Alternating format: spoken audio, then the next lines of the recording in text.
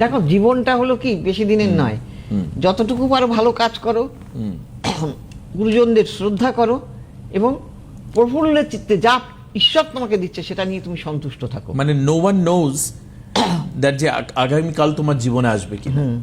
সেই জন্য আমি এটা পেলাম না, আমার এটা হলো না, না আমি যেটা পেয়েছি সেটা নিয়েই আমি সন্তুষ্ট থাকবো। এবার বাড়তি যদি কিছু পাই তার জন্য যদি আমি পরিশ্রম করি সেটা আমার বুড়ি পাওনা, তাই না?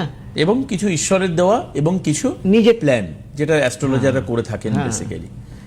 এইগুলো হচ্ছে দরকার। এবার একটু তুমি বলো যে শনি খারাপ হয়েছে, এটা আমরা বুঝবো কি করে কোনো মানুষকে দেখে? রাখে হোট শনি মারে কে?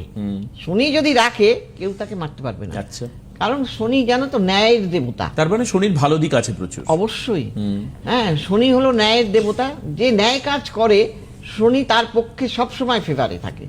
সে যদি গুরুজনদের শ্রদ্ধা করে, সে যদি মিতব্যয়ী হয়, হ্যাঁ, এইগুলো পরের সম্পত্তি হরণ না করে, গুরুজনদের অশ্রদ্ধা না করে, তাহলে কিন্তু শনি তার সবসময় ফেভারেবল। আর যারা এগুলো করে, মা বাবার সহিত অশ্রদ্ধা করবে এবং পরের সম্পত্তি হরণ করে নিজে ভোগ করবে, আরে বাবা ঈশ্বরই তো বলে গেছে যখন ভাগ করে, কার সম্পত্তি ভাগ করছে উপরে বসে হাসছে, ওটা তো তোরও নয়, তারও নয়, কারোরই নয়। তাহলে কেন এই অকারণে ঠকানো? কাজেই সেই জন্য সবসময় ভালো কাজ যে করবে শনি তার ফেভারেবল, সে তাকে মারবে না।